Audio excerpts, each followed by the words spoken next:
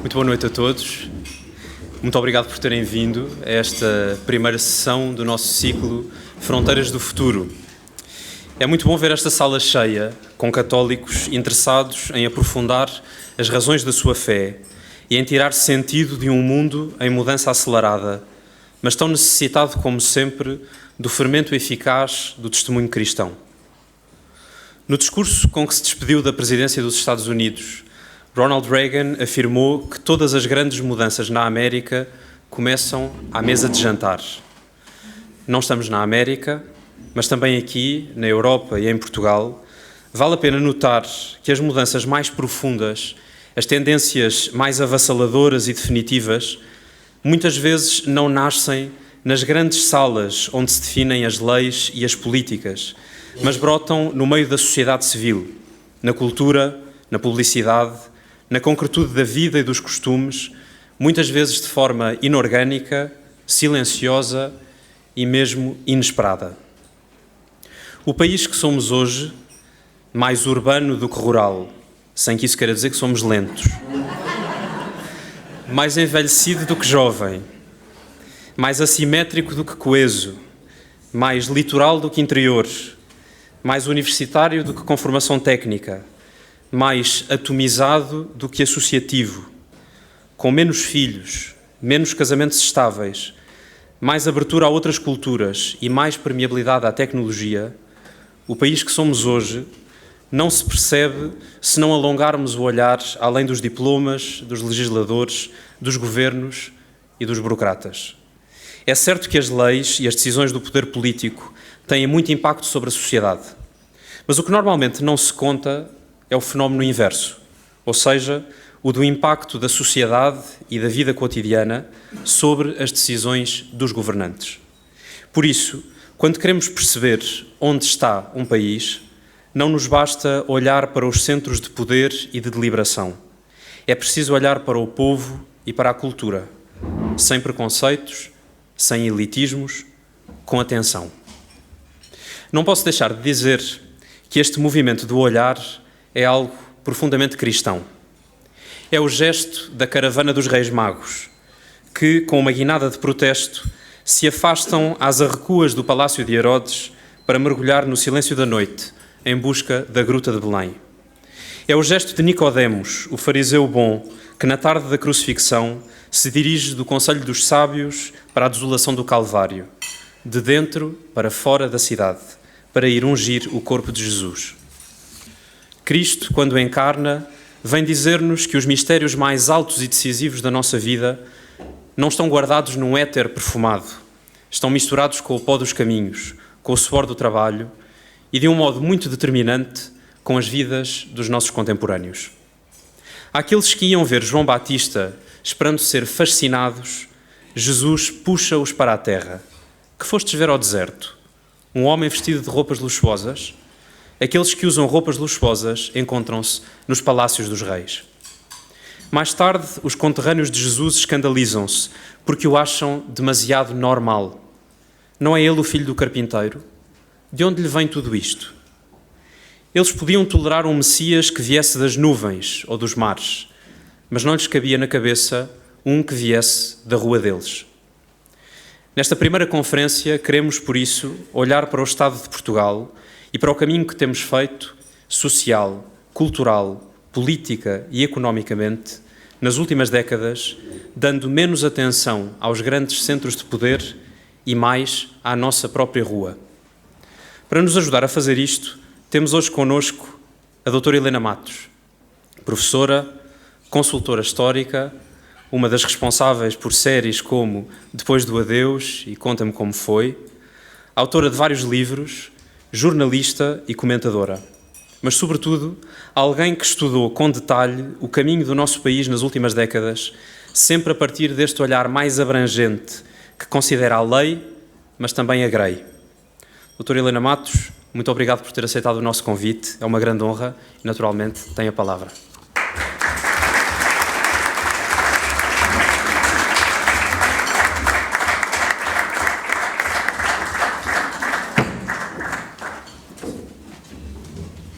Bem, boa noite a todos. Mais uma vez eu dou comigo a pensar que devia ter pensado 2 vezes antes de aceitar um convite. Porque, em geral, o que acontece é que hoje em dia as coisas chegam, como todas elas, por WhatsApp. Eu recebi um WhatsApp de uma pessoa muito amiga, que também penso que conhecem, a dizer-me que havia uns encontros, que eram jovens, que era tudo muito simpático, e eu não pensei na altura, olhei, pensei, eu geralmente tenho ali uma cota por ano para atividades deste género, e achei que sim, achei que seria interessante, achei também interessante ser na Baixa, não estava a ver bem, eu trabalhei há alguns anos na Zona do Chiado, e pronto, e achei que seria interessante. Depois, quando comecei a chegar aqui, a ver a dimensão da Igreja de São Nicolau, ver muita gente à porta, pensei, se calhar não era bem, tal, não sei o quê. E depois tivemos o jantar, que foi realmente a mesa é fundamental. Uma das coisas que eu acho que talvez se tenha um dia de dar importância é quando as pessoas deixam de se sentar à mesa para comer umas com as outras, as famílias. Talvez algum dia ainda tenhamos um secretário de Estado das refeições em família, porque eu acho que teria muito que fazer e faria muito por este país. E foi extraordinário. Encontrei... nós estivemos juntos com o Sheikh Munir, não é? Tem muito melhor memória do que eu. O jantar estava ótimo, foi toda uma excelente refeição, além das pessoas que estavam na mesa. Mas uma das perguntas que eu tinha, e quando o António me mandou um mail, o WhatsApp, depois para formalizarmos isto, e que tinha a ver com o facto de se achar que os países, esta perspectiva de que o país só muda por causa da intervenção dos legisladores e não sendo tanto assim, eu dei comigo a ter esta perplexidade que já tive outras vezes e que é, mas quer dizer, se são católicos, devem conhecer a sua história, não é? E, portanto, se conhecem a sua história, estou a falar se são católicos portugueses, saberão que a história da Igreja em Portugal no século XX é exatamente isso. Ou seja, por razões várias, porque eu tinha feito de facto a pesquisa para o Conta-me Como Foi, e o Conta-me Como Foi tinha uma coisa que as pessoas gostam, ou nós achávamos que os espectadores gostam, que são aquilo que nós chamamos imagens de croma, em que, portanto, nós escolhemos imagens de arquivo, imagens reais, e depois conseguimos, através lá de umas técnicas que não domino, pôr os nossos personagens naquele... Portanto, conseguimos, sei lá, pôr as pessoas, o casal do Conta-me e a revista à portuguesa, e, portanto, conseguíamos inseri-los na multidão que estava à porta do Parque Mayer para entrar, conseguíamos pô-los a passear no Terreiro do Paço, muitas outras coisas. Isso, em geral, tem um grande valor acrescentado quando se fazem estas séries, porque potencializa-se aquilo que está nos arquivos e, por outro lado, as pessoas percebem melhor o que era a época, porque um dos problemas que nós temos com todas estas séries, e basta ver, por exemplo, aquilo que está hoje em dia muito em voga nas Netflix e tudo isso, é presente, e pronto, entre outras grandes polémicas deste momento, é nós acharmos que vemos o passado com os olhos do presente. E quando eu comecei a fazer a pesquisa para o Conta-me, quando fui convidada para fazer a pesquisa para o Conta-me, na altura nós éramos ainda muito mais livres a falar, eu lembro-me de ter explicado que só valia a pena ou trabalhar naquela série, mas tinham de perceber o seguinte: os portugueses, nos anos 60, atiravam papéis para o chão, davam estaladas nas crianças, fumavam na cama, chamavam terroristas aos movimentos de libertação e, portanto, ou era real ou não era real. Pronto, na altura achou-se que sim, que a série era para ser verdadeira e real, e, portanto, tínhamos também muito este lado das imagens de arquivo que mostravam às pessoas exatamente como é que era a realidade, e a realidade podia ser as novas urbanizações, mas também podiam ser as barracas, não é? Portanto, porque também há essas filmagens. E nas imagens que vi de arquivo, tem muito a ver com o período que vai de 1968 a 74, para o Conta-me, depois para o Depois do Adeus, de 74 a 76. Havia umas imagens impressionantes porque o arquivo RTP não está, quer dizer, hoje em dia está muito melhor do que estava na época, mas aquela ideia que as pessoas têm dos filmes americanos, que se chega e se pede uma coisa e vem uma bobina e está lá tudo, desistam, não é? Pode aparecer tudo, no meio de tudo. E o que às vezes até dá erros de catalogação e coisas similares. E no meio disso eu tinha começado a ver imagens muito impressionantes sobre as peregrinações a Fátima. A RTP começa a recolher imagens em Fátima em 1957, mesmo antes de emitir, e havia algo de profundamente impressionante naquelas imagens. E eu achei que um dia gostaria de fazer algo com aquelas imagens. E cada vez, volta e meia, ia vendo, e havia algo de muito interessante naquelas imagens, que era uma presença feminina impressionante, de mulheres que caminhavam com uma determinação e sem dar explicações a ninguém, e muitas vezes em grupos só femininos, estou a falar de 1957, 58, que é as primeiras imagens, e umas pessoas que caminhavam com um propósito. Depois as imagens, e caminhavam, há imagens extraordinárias, as pessoas paravam no caminho, tinham de comer, paravam em Leiria, portanto, há ali todo um país, mas um país que é completamente, parece cinema verité, é completamente indiferente à Câmara. Depois, em 75, é muito curioso que também são indiferentes àquilo que os jornalistas lhes dizem ou perguntam, não é? Os jornalistas, isso já se notava antes de 74, têm uma grande obsessão por perguntar, mas o senhor está aqui, mas está a dar este dinheiro, porque é que faz essa promessa? Porque é que faz essa promessa? Há um homem lá de cima, ele vinha com a mulher a Fátima, porque os primeiros 3 ou 4 ou 5 filhos tinham morrido todos, e depois ela tinha feito uma promessa de vir a Fátima, ele era pescador, se pelo menos 1 ou 2 filhos não morressem, sobrevivessem. Isso aconteceu, e então vinham todos os anos a Fátima, e o jornalista achava, pois claro, não fazia sentido algum, não é? A pessoa agora vinha na caminhonete para Fátima, todos os anos. E o homem olhou para ele e disse: "Ó senhor, é mais uma caldeirada, menos caldeirada, e a mulher fica feliz e eu tenho os meus filhos." Que havia ali, depois, e isso depois nota-se muito, em 1975, e aí, porque isto aqui era o mais caldeirada, há também outros que dizem, mas eu fiz a promessa, foi à santa, não foi aos padres. Porque eles faziam sempre esta pergunta: então, mas vai dar o dinheiro ao santuário? Não, fiz a promessa à senhora, não fiz a promessa aos padres. Havia ali uma convicção. E depois, em 75, é fascinante, porque em 1975, por razões que os mais velhos recordarão, não houve época de caça, não houve volta a Portugal, e equacionou-se não haver peregrinação a Fátima. Porque se temia tudo o que fossem grandes concentrações, que pudessem levar a uma situação de pré-guerra civil, em que o país estava, podia ser muito complicado.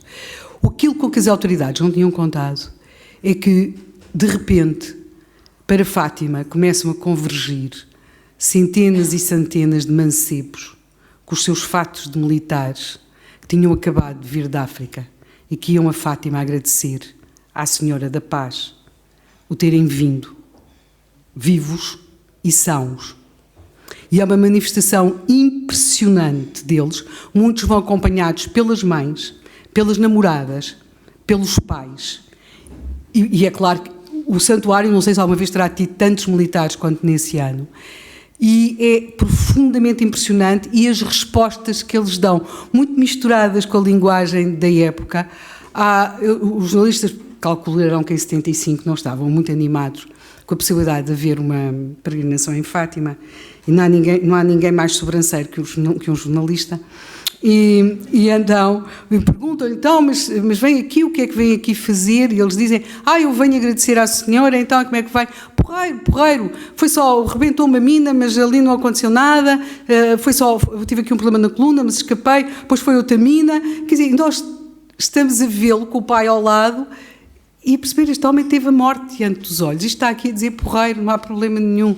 Quer dizer, ali estava com os pais, com as mães, as namoradas, as irmãs, alguns com os filhos, e portanto há ali uma determinação. E portanto eu, a dado momento, pensei, não tanto por causa destas coisas que agora aqui evoquei, mas pensei: como é que os católicos portugueses duvidam alguma vez que a grande mudança é feita pelo povo? Eles que têm no seu património Fátima. independentemente de tudo aquilo que as pessoas acham, pensem, acreditam ou desacreditem sobre Fátima, é o maior movimento de massas alguma vez criado em Portugal. Os partidos não gostam nada que se lhes diga isso. Ficam sempre muito tristes, desesperados, quando eu lhes digo isto. Mais desesperados ainda quando lhes digo que a irmã Lúcia foi a mulher que conseguiu em Portugal criar o maior movimento de massas. Tenho muita pena das feministas e de todas as outras, antifeministas também, mas foi assim. E o que é interessante, e isso é a grande dúvida que se coloca, eu depois fiz um documentário sobre Fátima, como fenómeno de comunicação. Como é que se passa de um sítio ermo e inóspito, sem ninguém, em maio, para milhares de pessoas em outubro, numa época sem televisão, sem comunicações praticamente, um sítio sem acessos, em que as autoridades, a partir de certa altura, começam a impedir as pessoas de chegar lá e vêm pessoas de todo o país, porque isso consegue perceber-se. Há pessoas que vêm do Algarve, eu não imagino o que seria, em 1917, fazer a viagem do Algarve para Fátima, das Beiras, tudo isso, e aquilo nunca foi o que a Igreja Portuguesa esperava. E isso é que é uma coisa que não se... que é aqui o busilis da questão na política, e para a política, que é o povo levanta-se, mas nunca se levanta por aquilo que as suas elites desejavam e esperavam. O povo português, que se dizia católico, tinha visto na Primeira República serem humilhados os seus bispos, saqueadas as suas igrejas, profanados muitos dos seus espaços, cerceada a liberdade religiosa e, na prática, tinha havido alguns momentos de tensão, sobretudo protagonizados por mulheres que queriam fazer funerais religiosos aos seus maridos, aos seus filhos, que também queriam fazer as suas procissões. Aí as mulheres, como é claro, não tinham o protagonismo político dos homens, tinham mais liberdade e para elas também era um facto mais importante. Mas, para lá desses momentos, com que a República tinha conseguido mais ou menos ir gerindo, nunca se tinham levantado e tinham acontecido coisas tenebrosas em relação aos bispos, em relação a alguns padres. Não tinha havido aquele movimento que eu penso que a própria Igreja teria esperado. E depois eles levantaram-se para ir a um sítio improvável, ouvir o que diziam umas crianças, ou sobretudo uma das crianças, porque as outras não diziam nada, sendo que aquilo que diziam também não era muito inteligível. E o que é espantoso é que em outubro já temos o que temos, não é? E nos anos seguintes, porque é muito curioso, nós temos quase que uma história fraturada de Fátima até 1917, depois temos a questão do Milagre do Sol e tudo isso, e depois é como se Fátima tivesse sido sempre como é agora.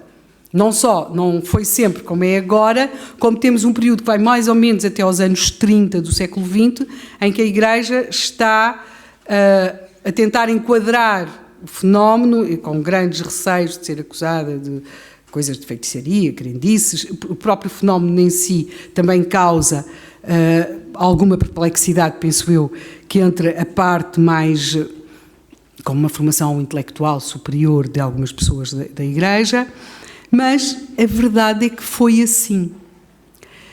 E, portanto, eu acho que se alguém não tem de se admirar, nem questionar sobre a capacidade da mudança ser feita pelo povo, e em geral através da forma que menos se espera e com os protagonistas mais improváveis, eu acho que os católicos portugueses nessa matéria terão certamente muito para refletir, porque eles têm esse grande mistério diante dos seus olhos, que de alguma forma está presente em Fátima, com naquelas duas imagens, não é?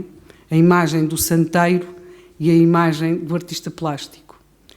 A imagem do santeiro foi aquela que ficou, é a que nós vemos nas procissões, é uma imagem feita segundo as instruções da irmã Lúcia, Há um santeiro, portanto, que é um artista popular, reputado à época, mas popular, sem formação, e depois temos aquela extraordinária imagem de que o povo não achou que representasse a senhora. E, portanto, está lá, e isso é, em parte, aquilo que, de alguma forma, na minha opinião, consubstancia aquele que é o meu grande interesse, ou que eu tive quando fiz esse trabalho por Fátima.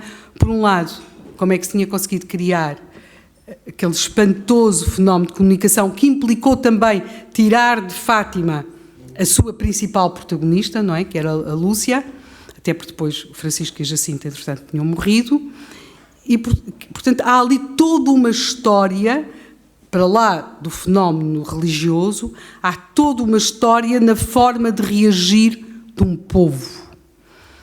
E de reagir, porventura nenhum povo reage como os seus dirigentes gostavam que eles reagissem, mas nesta matéria eu creio que este é um dos segredos de Fátima, sem dúvida.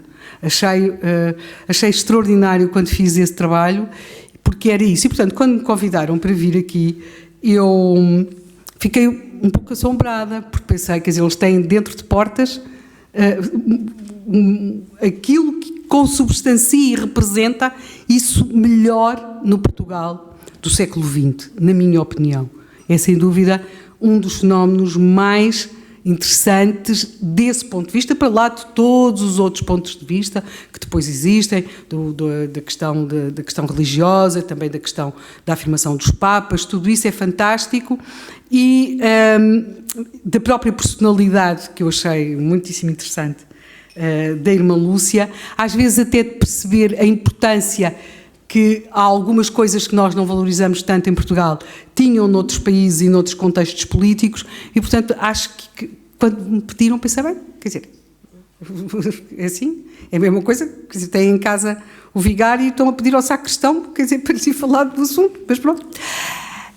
Portanto, feita esta reflexão, que espero, que é mais, no meu caso, não é tanto uma reflexão, mas é mais uma perplexidade, eu gostaria agora de dar um salto no tempo para um outro período que também trabalhei, aquele com que vos comecei aqui a falar, que são os anos 60 e 70, e até porque agora temos estado muito nesta questão destas celebrações do 25 de Abril, e que conduz exatamente à mesma ideia, que é, em geral, e está mais ou menos instituído, que se apresentam as grandes mudanças na sociedade portuguesa como o resultado daquilo que quem nos governa num determinado momento legisla. E isso não é assim. Infelizmente que não é assim. Tal como a Igreja não determinou Fátima. Eu depois sei que o cardeal Cerejeira fez aquela questão daquela frase muito bonita, não é? Que é Fátima imposto-nos. Realmente ao cardeal Cerejeira toda aquela parafernália de santos, santinhos, o povo dos joelhos, as promessas, todo aquele lado muito popular não deveria ser, ao que ao doutor da Igreja parecia se calhar mais interessante, mas ele acabou depois por fazer uma grande integração e uma grande leitura de tudo aquilo. Apenas aqui uma observação que não tem nada a ver com nada, mas nós percebemos como também já fomos um mundo muito mais seguro. Nessas imagens que estão no arquivo RTP, é impressionante quando se vê a chegada de Paulo VI ao santuário. Quando Paulo VI chega ao santuário, as pessoas... O mundo já foi diferente, não é? As pessoas estão ao lado dele, os estudantes tocam-lhe, está tudo muito próximo, não havia segurança. E isso, nós hoje, é um mundo que ficou lá para trás, o nosso mundo hoje não é esse, mas nós vemos como, efetivamente, aquele contacto, tudo aquilo, não há... Hoje não nos é possível, nem em Portugal, nem em qualquer outro lugar do mundo. Mas voltando agora aqui, então, a este nosso tempo, estas reflexões que se me ocorrem fazer, também a propósito desta questão de 74. Nós temos, neste momento, tivemos várias iniciativas para assinalar a data de 25 de abril de 1974, e é como se, de repente, o país tivesse mudado no dia 26. E, sobretudo, eu estou a referir-me à parte dos costumes, não é? Como se o país estivesse, como era em 1925, 1924, porque também temos aqui um problema. Nós, para que esta narrativa da libertação pelos dirigentes, da libertação ou da repressão, portanto, quer a repressão, quer a libertação, só decorrem da iniciativa dos dirigentes, nós vivemos em cápsulas de tempo. E, portanto, é como se a Primeira República não tivesse existido, ou tivesse sido uma espécie de democracia antes do tempo, interrompida pelo Estado Novo, fulanizado sempre na figura de António Oliveira Salazar, portanto, omitindo a figura de Marcelo Caetano, e depois, como se de repente tivéssemos vivido de 1926 a 24 de abril de 1974, sempre da mesma forma, não é? Eu tive a maior dificuldade em explicar a um jovem jornalista que, de facto, se tinham dividido em Portugal uma sardinha por 3 pessoas. Isto tinha acontecido na família dos meus avós paternos. De facto, lembro-me de os ouvir contar que preferiam ficar com o lado da cabeça porque, tendo pouco comer, era mais saboroso. Só que isso, na verdade, aconteceu não em 1926, 27, 28, mas aconteceu no tempo da Primeira Guerra Mundial, que era depois quando esse meu avô era uma criança, não é?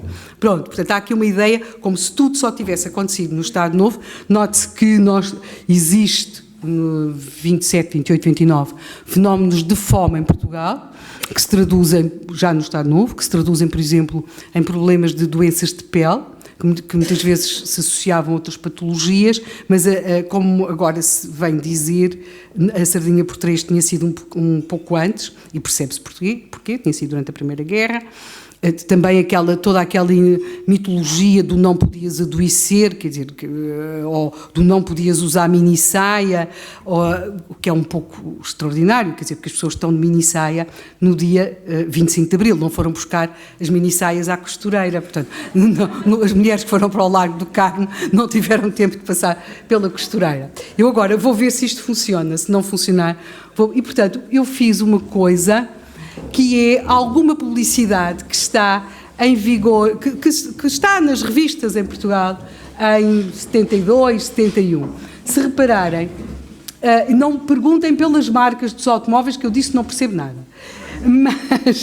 mas percebe-se perfeitamente o que é que o publicitário quer com aquilo. Esta expressão, planeamento familiar, era uma expressão que começava a entrar no cotidiano e, portanto, o que eles aqui fazem é, tentam vender um veículo com mais lugares, percebe ser um veículo familiar, e, portanto, vão jogar com a ambiguidade e escrever mesmo planeamento familiar em Portugal.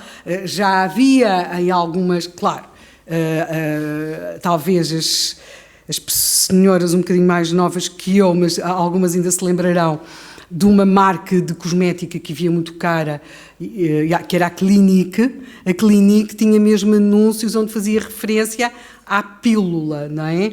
Mas pronto, aqui estamos num outro domínio, há a tal ideia do planeamento familiar, não é?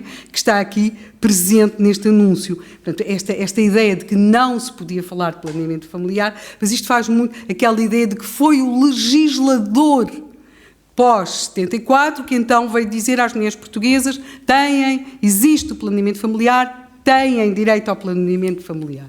Depois temos aqui uma outra coisa. Nós estamos num país em que a televisão se tornou o bem de consumo mais desejado. Uma televisão custava, em média, um salário médio. E, portanto, um mês de ordenado de salário médio. E, portanto, o que nós notamos aqui é a entrada, porque o modelo Maciel, alguns talvez ainda também se lembrem que era a Maciel, era uma cantora espanhola, e, portanto, temos aqui o modelo Maciel. Não era um sapato muito caro, destinar-se a uma população urbana, mais ou menos, mas vê-se como temos aqui, isto é mais popular do que, por exemplo, era aqui na Baixa, os porfírios, não é? Que recebiam a moda que vinha de Londres. Realmente as pessoas não estiveram à espera que chegasse o dia 25 de Abril para começarem a vestir aquelas roupas de cores espantosas. O que eu me lembro era o problema que se ouvia, eu nasci em 1961 e claro, também queria vir aos porfírios, mas era o argumento que essa roupa não dura nada. Porque as nossas famílias tinham um controlo muito rigoroso das despesas e, portanto, eram insensíveis àquelas coisas do usa-se, a Patrícia também tem, ou a Ana Maria, e, portanto, essas roupas inglesas, isso não dura nada, é só este ano. Sim, porque aquilo havia umas bainhas que subiam, que desciam, aquilo era uma coisa, uma peça para durar 2 ou 3 anos. E, portanto, aqui estamos numa coisa mais popular, esta Maciel, mas, claro que quem já comprava um andar neste edifício Viz, podem ver quanto custava, um andar no edifício Viz, estávamos a falar, claro, aí já de uma classe média muito, muito alta, essa iria mais aos porfírios, embora é preciso que se tenha em conta que o controle das despesas era muito transversal socialmente. Eu estudei num liceu público, no Dona Leonor, que era frequentado em simultâneo, porque as escolas não tinham as características, as escolas públicas não tinham as características que têm hoje, portanto nós tínhamos pessoas que vinham do bairro de Barracas, que ficavam ali numa zona de Alvalade, e tínhamos os netos de grandes empresários e de pessoas do regime. Mas o nosso estrito vestuário era igual para todos. Portanto, agora aqui, por exemplo, se repararmos, já começamos a ter muita publicidade centrada, há sempre muita publicidade centrada nas mulheres, mas também muito uma ideia de um ar muito mais moderno e que se calhar nós associamos muito ao pós-25 de Abril. Este tipo de roupa também numa loja que já fechou. Portanto, as pessoas não se vestiam todas de escuro, nem as mulheres só podiam fazer compras acompanhadas do marido e outras mitologias que se têm. Este tem muito a ver com o tempo. Era, em geral, a prenda quando se fazia o exame da então 4ª classe, não é? E depois aqui, eu acho que como todos vocês ouviram falar da bola Nívea, e sim, as pessoas usavam biquíni. Portanto, também podem ver quanto é que custava uma bola Nívea. Este anúncio, agora num registro muito mais sério, é muito importante, porque se repararmos o banco para toda a gente, procura-se representar ali diferentes segmentos etários, sociais, e a ideia de que o banco é para toda a gente, e, portanto, todos os níveis sociais, as mulheres, os homens, os jovens, os mais ricos, os menos ricos, todos eles poderiam e teriam acesso ao banco. Depois ainda tenho esta, que é de um livro, que era uma coisa que se falava muito na época, que era a educação sexual. Quem deu aulas de moral e religião nesses tempos saberia que sempre que a professora de moral e religião nos perguntava, nas escolas públicas e nas privadas, penso que também, mas eu estou a lembrar-me do Dona Leonor, os pobres senhoras no início do ano perguntavam, então, e que assunto é que querem? Levantavam-se 30 bracinhos que diziam educação sexual. Era invariável, invariável. E, curiosamente, eu lembrei-me da minha professora de religião e moral, que curiosamente nos deu não nos deu muita religião, mas deu-nos muita história religiosa e também educação. Sexual não sei, mas educação deu-nos certamente. Mas lembrei-me dela, quando agora, a propósito disto dos transgender, começou a haver esta questão de que não há mulheres e não há homens, e a certa altura há uns que começaram já com as explicações, com as flores, e eu pensei, coitada, todos os anos ela começava pelas flores da educação sexual. Desenhava assim a flor, o aparelho reprodutivo na flor, e começávamos sempre pelas flores. Portanto, pensei, olha, afinal, ela foi apenas uma precursora. E aqui era uma... Se repararem, é uma editora, o lançamento da Portugal, é uma editora respeitada e portanto, procurava-se ter isto para um público mais urbano, ter já resposta para algumas questões. Isto era um anúncio, aliás, era um anúncio duplo, porque tinha, de um lado, vê-se este anúncio, e depois, do outro lado, até tinha um pequeno resumo.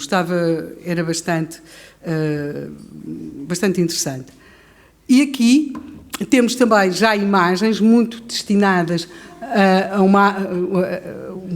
casais jovens urbanos. Se repararem, uma R4, que quem andou não esquece, já com uma mulher que se presume ser a mãe a pôr as compras na bagageira e, por exemplo, se víssemos estes anúncios numa gasolineira de então, que era a Mobil, veríamos mesmo que já tinha autosserviço em alguns postos, a mãe a pôr o combustível, a mulher a pôr só sozinha a pôr o combustível. E se repararem o carro do supermercado, eu penso que esta é a última. Não. Esta é um carro com a propaganda da lista daquilo que hoje será o Partido Socialista, a CEUD, nas eleições de 1969. Portanto, é um carro em Lisboa, coberto de propaganda. São umas eleições que, de alguma forma, marcaram o marcelismo, porque aquilo que seria a chamada oposição mais democrática, que era a CEUD, que depois vai dar origem ao Partido Socialista, teve um resultado francamente mau, o que leva Marcelo de Caetano depois a equacionar a questão se podia ou não fazer a transição. E isto que eu gostava de vos mostrar são os festivais rock em Portugal, na Cova da Piedade. Eu penso que este é na Cova da Piedade, em 72, por aí. Penso que não corresponde muito àquilo que se tem ouvido dizer sobre o que não se podia fazer antes do 25 de Abril. Por aí. Isto é um festival rock. São fantásticas as imagens. Isto é Vilar de Mouros. E o que é fantástico é que, se repararem, está uma senhora, várias pessoas estão sentadas, e o Elton John vem a Vilar de Mouros, não é? E isto é Vilar de Mouros. Eu já não tive tempo por aqui, para mim. Em Vilar de Mouros houve nudismo, houve topless, mas para mim a imagem que melhor representa Vilar de Mouros é aquela em que dois rapazes, assim, com ar perfeitamente, uma tira na cabeça, não sei o quê, vão com os garrafões de vinho para ali fora, para o festival, e uma senhora passa com uma junta de bois por eles, completamente, lá a pensar nos seus milhos, e eles a pensarem no seu... Isto é Vilar de Mouros. Portanto, em Portugal, isto é 1971. Como se percebe, usavam-se calções. E isto é algo que também marca muito a época, não é? Para lá de tudo aquilo que se levava no tejadilho de uma viatura, e que era, sem dúvida, fantástico, da criancinha que viaja no banco da frente, para ver melhor, da família que vai toda lá dentro, isto marca uma noção urbana do tempo. É uma concepção urbana do tempo, não é? Muitos portugueses não tinham feito férias até 74, mas muitos portugueses já tinham feito férias até 74. Muitos tinham feito aquelas excursões que era Fátima, Grutas, Nazaré, não é? Pronto. Eu tive umas parentes que se dirigiram à paróquia a perguntar onde é que se inscreviam para as excursões. E que o responsável da paróquia lhe disse: minhas senhoras, aqui não se fazem excursões, fazem-se peregrinações. Mas pronto, elas estavam muito desejosas de dar o seu passeio. E, portanto, muita gente já tinha feito isso. E isso também vai ser importante para a tal mudança de costumes de que falaremos. Este eu não resisti a pôr, porque eu faço parte da geração, eu e o meu irmão, que nos sentámos diante da máquina à espera que os glutões aparecessem. Porque na televisão este era um anúncio com desenhos animados. E portanto... nós acreditávamos mesmo que os glutões iam sair no alguidar. E nós queríamos muito e sentámos-nos diante daquilo para ver o que é que ia acontecer. E depois uma questão que era, à época, o grande assunto. Até porque tinha havido tomadas de posição na Igreja holandesa, dos católicos holandeses, alemães. Este era um assunto, os jornais tinham colunas sobre este assunto, onde as pessoas davam a sua opinião, e creio que chegamos ao fim. Podem perguntar porquê esta espécie deste visionamento. Eu tenho aqui de fazer o meu controle do tempo. Estas imagens talvez de alguma forma expliquem melhor aquilo que eu quero dizer, e que é o seguinte: a tal concepção de que os costumes mudam por determinação legislativa é uma concepção que desrespeita o povo e, sobretudo, desrespeita o cotidiano. A vida das pessoas começa a mudar muito antes que o legislador lá chegue, e felizmente que é assim, porque quando não é assim é porque temos imposições ditatoriais ou autoritárias de mudanças a que os povos reagem. Podemos ver isso em processos totalitários, como o nazismo, o comunismo, ou podemos ver isso, por exemplo, hoje muito nestas imposições, por exemplo, do caso da ideologia de género na escola, à qual é uma questão legislativa que não deixa as famílias confortáveis. Portanto, quando a vida dos povos não corre de forma trágica, em princípio, o seu cotidiano muda, porque a sua vivência, os seus costumes vão mudando. E nós temos em Portugal, daí algumas das imagens que se viram aqui, neste período dos anos 70, 3 momentos que marcam como essa mudança estava a acontecer. É Vilar de Mouros, sem dúvida, ou seja, Vilar de Mouros e todos aqueles festivais. Nós vemos aquelas fotografias e, se estiverem sem legenda, não sabemos se são em Portugal, em França ou em Inglaterra, por exemplo, se tirarmos alguns elementos locais, como o milho em Vilar de Mouros. Temos depois, e daí a importância daquele anúncio com o carrinho do supermercado, é uma sociedade que está largamente a deixar de ser uma sociedade rural para ser uma sociedade de serviços, e em que nós vemos nas periferias urbanas de Lisboa aparecerem aquilo que nós hoje chamamos de grandes supermercados. Grandes supermercados, o pão de açúcar. Para o horror das elites do regime e da oposição, o povo começa a preferir ir a essas superfícies da sociedade de consumo, que então era o grande perigo, e o povo faz romaria em Setúbal. Quando abre o pão de açúcar, vão famílias inteiras. E não quer dizer que eles tivessem muito dinheiro para consumir, mas quer dizer que tinham a forte crença de que podiam vir a consumir, e mais, eles sentiam-se mais à vontade nesses espaços do que, por exemplo, se tivessem pensado a ir a uma das charcutarias que existiam claramente onde ia a classe média, ou até aos supermercados que existiam para a classe média e média alta, porque é claro que já existia o supermercado Celeiro, Jerónimo Martins também tinha algo do género, na Rua do Carmo, mas é este consumo para as massas. Um povo que está a deixar de ir à venda da aldeia para passar a querer comprar em algo diferente e que muda também os seus hábitos de consumo. É quando passamos do granel. Eu sei que agora o granel está outra vez na moda, mas na altura o granel era uma fonte de doenças e de mil e uma coisas e de adulterações, éramos o país do vinho a martelo e portanto, há ali um desejo de urbanização, de viver de outro modo. E depois temos, e de alguma forma aquele carro que ali estava simbolizaria isso, que é não apenas as férias, mas o outro grande choque, que é a chegada dos imigrantes, aquilo que muitos viram naquele filme O Querido Mês de Agosto. Os imigrantes vêm com pequenos eletrodomésticos para aldeias onde ainda não há eletricidade, mas são uma pressão para que venha a haver eletricidade. Vêm com o cheque para dar o sinal para a casa que querem que se faça na sua terra.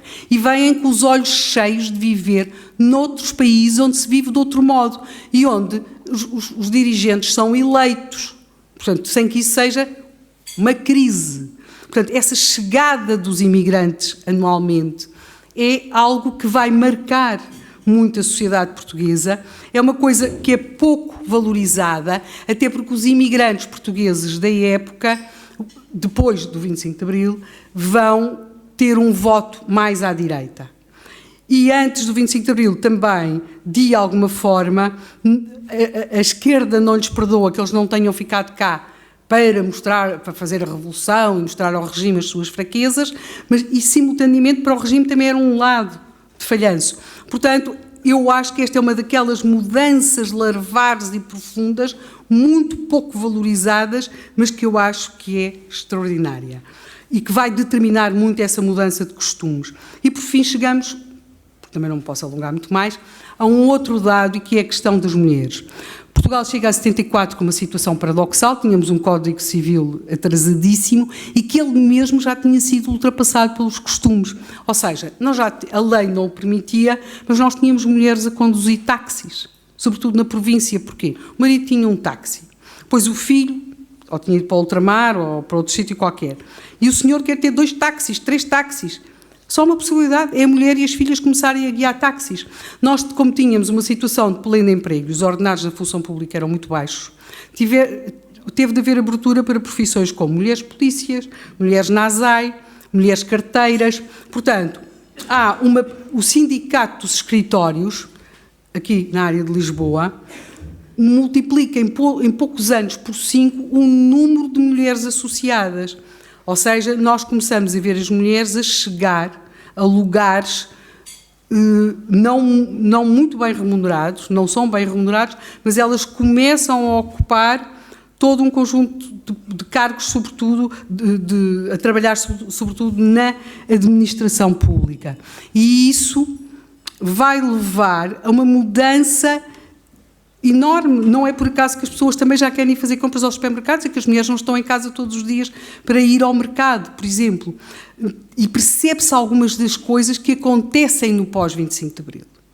E que é outra das mudanças que também acontece, talvez seja um movimento mais interessante do pós-25 de Abril, mais interessante porque transversal. É o chamado movimento para o divórcio, porque havia a questão dos católicos dos portugueses que se tinham casado pelo civil e também pela Igreja Católica, que não se podiam divorciar. E o movimento para o divórcio a seguir ao 25 de Abril é absolutamente transversal e leva a uma revisão da concordata que resolvesse esta situação. Mas esta situação já existia de facto, porque havia milhares de pessoas que estavam nesta situação antes do 25 de Abril. Ou seja, quer dizer que já tinha começado essa mudança. Portanto, o que eu de alguma forma quero dizer é o seguinte: esta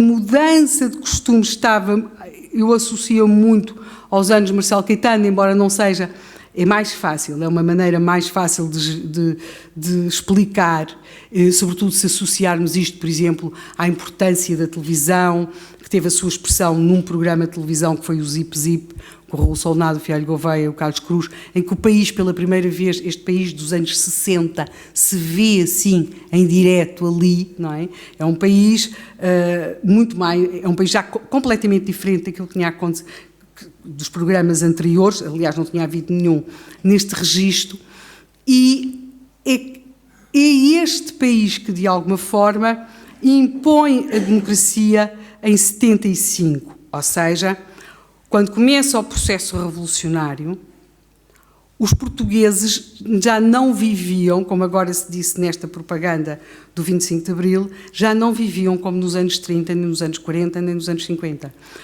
A sociedade portuguesa era uma sociedade que estava a mudar para um padrão mais urbano e que não conseguia já aceitar o padrão de vida que lhe era proposto pelo modelo revolucionário.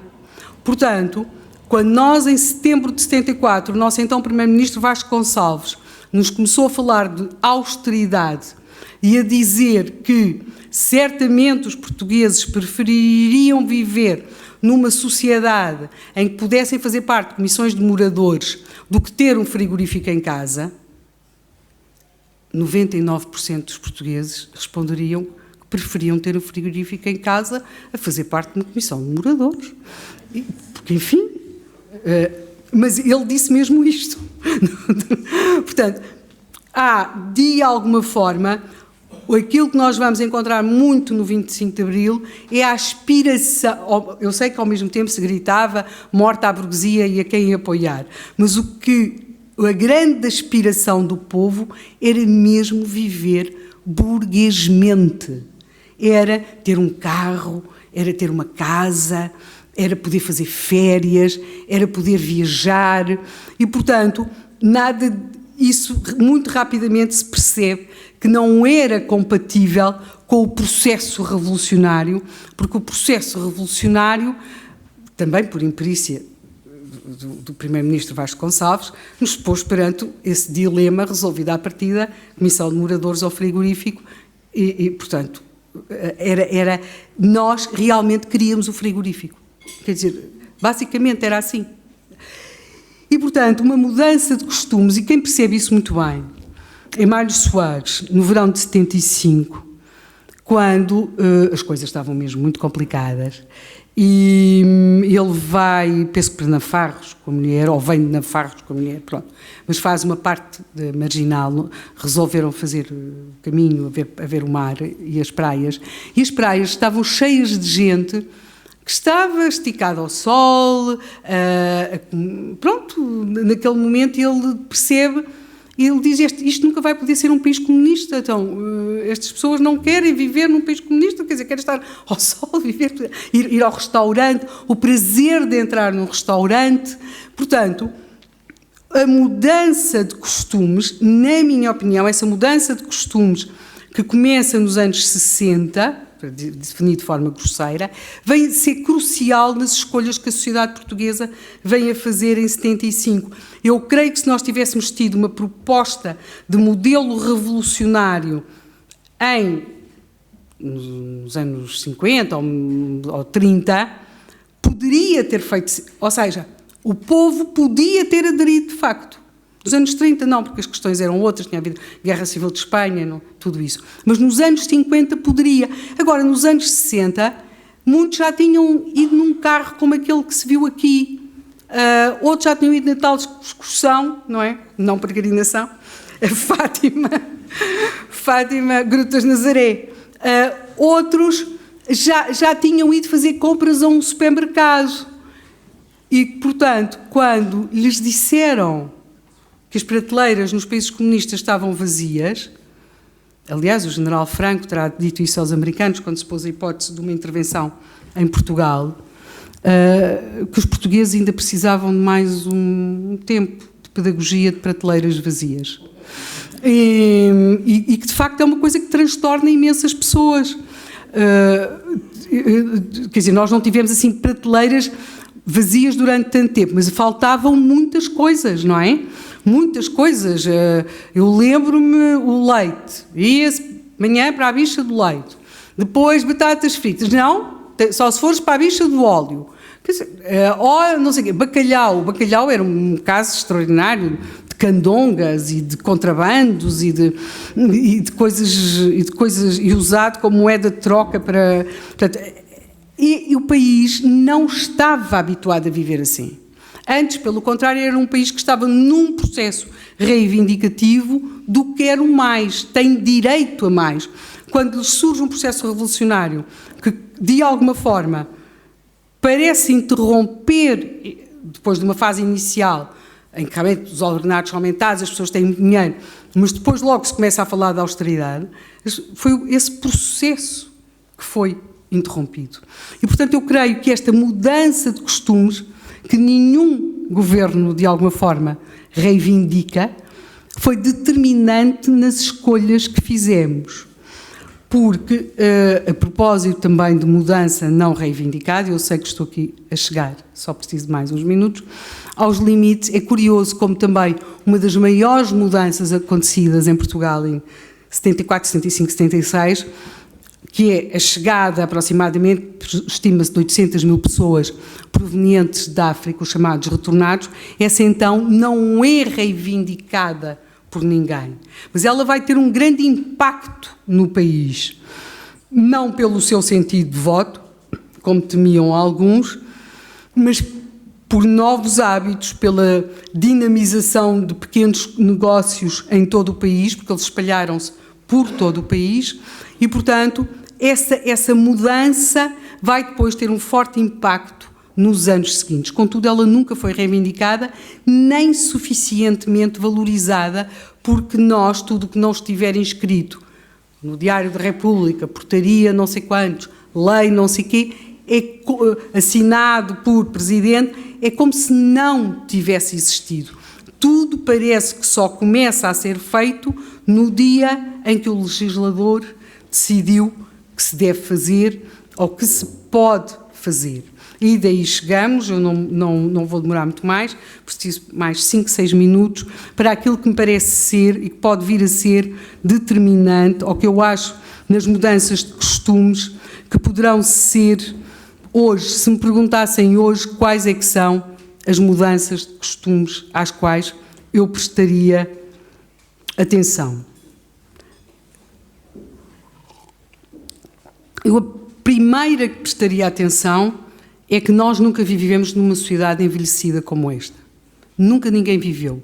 Não se sabe como é que vai ser. Mas uma sociedade envelhecida é uma sociedade completamente diferente de uma sociedade jovem. Isso eu já vivi o suficiente para perceber. Na forma de reagir, na forma de arriscar, na forma de fazer asneiras, na forma de responder. Nós hoje respondemos como sociedade muito envelhecida que somos. E isto nós não sabemos como é que vai ser, mas eu acho que temos mudanças de comportamento. Nós hoje somos uma sociedade, quando vamos pelas ruas, vemos pessoas de idade sentadas em cafés, por exemplo, isso é muito visível em certos sítios de Lisboa, e turistas. É como se não houvesse gente a fazer coisas, a levar as crianças à escola, a trazer, a ir para o trabalho. Não, é como se tudo estivesse, uns em lazer por questão de férias, outros em lazer porque já não trabalham, e há uma falta enorme de vida de cotidiano, não é? Portanto, eu não sei como é que o que é que isto vai fazer de nós daqui a alguns anos, mas sei que isto tem um tremendo impacto, para lá de outras coisas, que é uma sociedade envelhecida, é uma sociedade que tem um profundo desequilíbrio na segurança social, para mais com o nosso sistema, não é? Em que daqui por alguns anos teremos pessoas com taxas de substituição na casa dos 40%. Portanto, como é que vai ser esse conflito geracional? Essas pessoas que vão ter como reforma 40% do seu ordenado, quando pagaram hoje, e estão a pagar hoje, reformas com taxas de substituição muitíssimo superiores. Portanto, há aqui nunca tão poucos jovens tiveram de sustentar tantos velhos. Eu, pessoalmente, tenho a convicção que a segurança social e os desafios geracionais que ela traz estão para o regime democrático como a guerra no ultramar esteve para o anterior regime. É a situação que bloqueia, que não se quer enfrentar e, portanto, todos ficam à espera que aconteça alguma coisa. Apesar de tudo, uma guerra pode acabar, ou uma guerra, quer dizer, não acabou e foi um desastre o que sucedeu, mas os militares, porque têm aquele sentido do dever, fizeram alguma coisa. A questão da segurança social é que não é bem assim, não é? E, portanto, é muito mais complexo, de alguma forma. E eu acho que vai ser um dos grandes desafios. Depois, o outro grande desafio que eu acho que vamos ter é a questão da imigração. Imigração com I versus imigração com E. Nos anos 60, 70, imigravam os filhos dos pobres e pessoas, muitos deles analfabetos. Hoje estão a imigrar os filhos da classe média, aqueles que têm habilitações mais altas. É um fenómeno que também nunca vivemos. Por outro lado, recebemos uma imigração de salários baixos, muito baixos, mesmo muito baixos, e de pessoas que não têm a mesma matriz cultural e religiosa que nós. E isso é importante, porque quando nós vemos a integração dos retornados, na minha opinião, resultou tão bem porque eles tinham a mesma matriz cultural. Não quer dizer, muitos nunca cá tinham estado, nem pouco mais ou menos, mas a matriz cultural era a mesma. Agora, aqui eu não estou a dizer que vai correr bem ou que vai correr mal. Estou a dizer que nunca tivemos esta experiência de termos a viver mais a mais concentrados em determinados espaços e com níveis de concentração que nunca aconteceram com os retornados, pessoas do Bangladesh, do Paquistão, e portanto eu não sei, eu acho que isto irá ter a sua evolução no futuro, mas também não sei qual é, tal como também não sei qual é que é a evolução no futuro desta emigração dos filhos da classe média, porque os filhos do povo voltaram, como eu disse, com o cheque para dar o sinal para se fazerem a casinha na terra.